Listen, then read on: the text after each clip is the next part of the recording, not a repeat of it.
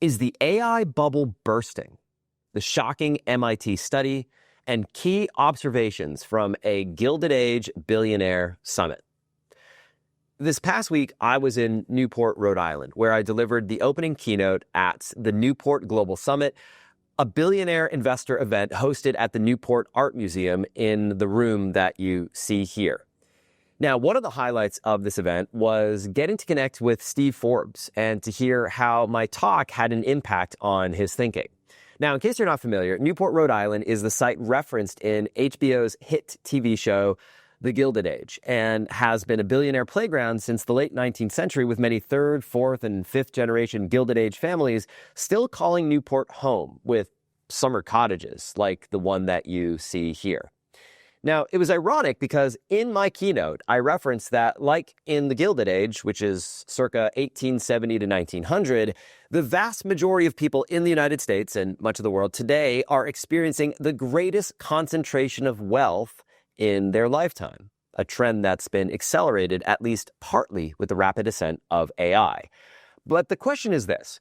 In spite of this rapid AI ascent, is it possible that the AI bubble is already upon us and that it may be ready to burst?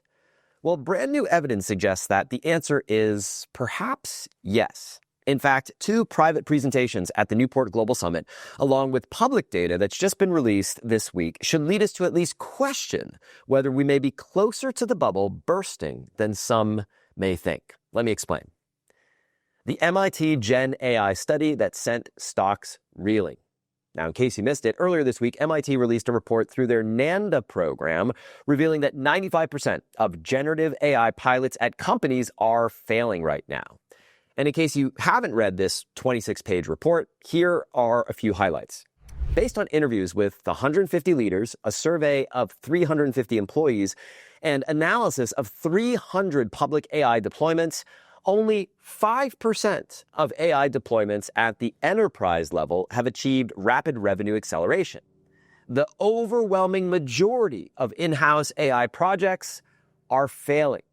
In fact, consumer tools like ChatGPT offer a massive boon to individuals, but they don't have the same effect at the enterprise level because they don't learn from or adapt to complex corporate workflows.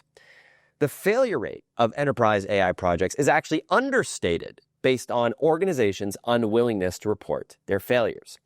In other words, when you dig beneath the surface and take time to measure profitability, organizations at the enterprise level are not seeing the payoff that Gen AI promises to deliver, at least not yet. In addition, there are several Gen AI myths from the report that I think are particularly interesting to note, especially around AI job replacement and what's really holding back AI effectiveness. Check it out. Now, the release of this report coincided with Sam Altman's most recent market manipulation media tour, pushing a narrative that an AI bubble is forming, strangely on the heels of his record $500 billion private company valuation, surpassing that of SpaceX, making OpenAI the most valuable private company in history. And it was the combination of the MIT NANDA report and Altman's public AI bubble assertions that sent AI and AI-adjacent stocks like Palantir Technologies and NVIDIA reeling earlier this week. Stocks have since recovered on the Fed's signal of a possible rate cut in September, but the fact remains. We are very likely experiencing AI bubble conditions, and this extends far beyond just a few public company stocks, which brings us to the shocking data on data centers. There were two key observations from the talks at the Newport Global Summit that really stopped me in my tracks. Number one, venture capital hyper concentration. Right now, 65% of all venture capital investment is going into AI projects. This is the greatest concentration of venture capital into any one sector of the economy that we've ever seen in history.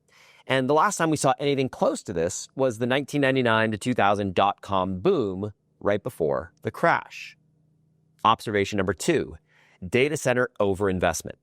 Right now, we're seeing massive investment going into data center infrastructure. In fact, check it out. In the United States, the value of data centers under construction is on track to surpass the value of office construction as early as this year, meaning at a physical infrastructure level, We are literally replacing space designed for human workers with space designed for our digital replacements at a pace unlike anything we've ever seen. But here's the insight I found most interesting from the Newport Global Summit.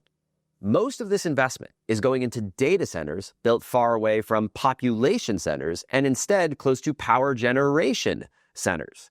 For example, locations like Northwest Texas and North Dakota. These locations make sense for data centers built specifically for training LLM models because real estate and power generation is relatively cheap in these geographies. But what these locations are not good for is supporting ongoing back and forth AI model interaction with end users. The geographic distance makes latency high and interaction slow. So while these high distance data centers make sense for the initial training of models needed today, they're not great for the longer term need to support back and forth AI interaction with users, which is what we will really be needing in the coming years. Meaning, just like what we've seen with vacant shopping malls and empty office space dotting the country, there's a chance that we may be seeing a massive overinvestment into soon-to-be obsolete AI real estate and infrastructure. Turns out, the FOMO and pressure to be not left behind in the AI bonanza is strong. Whether you're a billion-dollar hedge fund manager looking to deploy capital or a solopreneur or small business owner simply trying to keep up with the AI curve and figure out how and where to implement AI in your business. Which brings us to the question, what does this all mean for you and me? Well, I believe the short answer is to hedge. And based on everything that we've explored together in this issue and past issues of the Digital Contrarian, I recommend taking a barbell approach. Specifically, on one end, a human-crafted and artisanal core in your business that nobody else can copy. I'm talking about your voice, your relationships, your in-person experiences, the unscalable touches that define your category of one business. On the other end, highly targeted AI assists that remove the drudgery and free your calendar to automate repeatable, mundane, non-client interfacing tasks and to amplify what already works behind the scenes. What you don't want to do is this. You don't want to toss the baby out with the bathwater and let AI everything bulldoze what makes your business special, the magic that makes your people attracted to you and your brand. I'm seeing so many people mess this up, with more and more wishing that there was a giant Control-Z undo button for much of what they've done with AI-generated content over the last 12 months. Now, I've put together a hypothetical, pragmatic plan that you can potentially execute in the next 30 to 90 days, beginning with step 1, draw the line, human core versus AI assist. Number 1, define your no AI core. So this is where you can draft a one-page doc. These are the things that are human only in your business. Things like strategy, source of truth content, brand voice, sales calls, client interaction, and anything that requires heart, humor, humanity. So push this and declare this to your team. And if you're feeling really bold, to your customers. Then number 2, define your AI assist perimeter. So document the repetitive, low judgment work that AI will help with. Things like summaries, first pass research, formatting, repurposing, tagging, scheduling, doing transcripts, SOP drafts, and so on and so forth. Give yourself a target of, say, X hours per week of your time that you want to reclaim so that you don't end up swapping work you're doing now for time that gets sucked up simply working with AI tools instead. Which brings us to step 2. Install a simple AI hedge stack. Make it small business friendly. So number 1, pick one copilot, one automator, and one guardrail. So Copilot, pick one large language model that's yours of choice, whether it's Claude or ChatGPT or Gemini or Grok or whatever, with your custom instructions and a small private knowledge base. Pick one automator, so a basic workflow tool like Make.com or Gumloop or N8N for 2 to 3 high leverage chores in your business. And then a guardrail, a standing human in the loop that is a step before anything goes public, whether that's with your brand, with facts, with your tone, with ethics. And this is where the 10-80-10 rule that we've explored together in past conversations is very, very effective. And there are no exceptions to this rule. Then, number 2, pilot where ROI is obvious. So start with your back office and ops, not your brand voice. In fact, this is one of the biggest observations from the MIT study. If it doesn't save you time or money in the next 30 days, then kill it. Don't buy into the hype. Step 3, keep the moat human. Remember, oxytocin over dopamine. This is where you want to ship one source of truth piece of content weekly. This is your long form, in your voice, unsanitized, straight from your brain, straight from your heart that you produce. Everything else that you do can be repurposed from this one source of truth piece of content.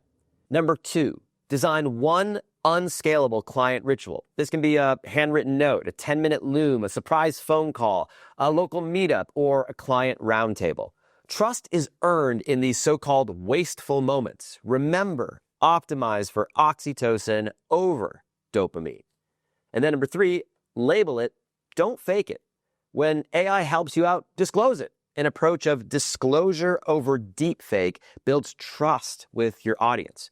Your voice has a unique energy signature, and your audience can feel the difference when it comes from you versus when it comes from AI, even if it's an AI assist. Like, for example, with this section of this episode here today, I actually asked ChatGPT to help me brainstorm ways to operationalize some of the concepts that I've been speaking about, that I've been writing about, with practical, tactical steps. And that's why this section may feel a little different from the first part of this week's episode. It will also feel different from the passage coming after this section, and you'll see what I mean by that in just a moment. But that takes us to step 4. Be ruthless about results, not hype.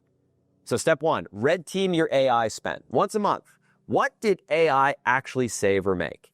Keep what works and cut what doesn't. Consider capping your AI OpEx to a percentage of your revenue until you've proven payback. And remember to factor the value of your time that you're personally spending into this ROI calculation. Don't let it be a black hole. And then number 2, continue to own your data. Continue capturing zero-party data ethically. I'm talking things like surveys, quizzes, applications, and keep it portable so that AI can analyze it. But make sure that it doesn't own or control it. Even in 2025, an email list of customers is still more valuable than a social media audience of subscribers. Now, here's a simple 30-day sprint that you can start literally on Monday.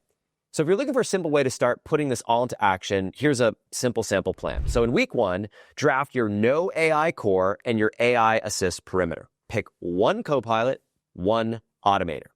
Week 2, ship your first weekly source of truth piece of content. Remember, coming from your brain, from your heart, and one unscalable client ritual to your delivery.